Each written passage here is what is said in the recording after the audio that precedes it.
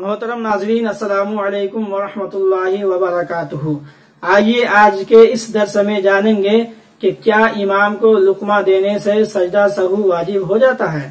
مثال کے طور پر امام صاحب نماز پڑھا رہے تھے اور سورہ بقرہ کی تلاوت کر رہے تھے، مگر 2 آیت تلاوت کرنے کے بعد بھول گئے اور مقتدی نے لقمہ دیا اور امام صاحب نے لقمہ لے لیا، مگر اخیر میں سجدہ سہو نہیں کیا، تو کیا نماز ہو جائے گی یا نہیں ہوگی؟ تو اس کا جواب یہ ہے کہ نماز بالکل ہو جائے گی۔ لقمہ لینے سے سجدہ سہو واجب نہیں ہوتا، جیسا کہ فتاوی رضویہ جلد نمبر 7 صفحہ نمبر 289 میں ہے کہ لقمہ لینے سے سجدہ سہو واجب نہیں آتا، اور فتاوی امجدیہ جلد اول صفحہ نمبر 277 میں ہے کہ امام صاحب سے غلطی ہوئی اور مقتدی نے صحیح لقمہ دیا تو سجدہ سہو واجب نہیں ہوتا۔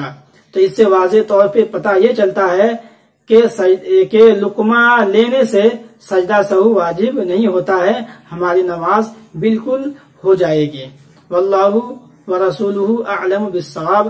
السلام علیکم ورحمۃ اللہ وبرکاتہ۔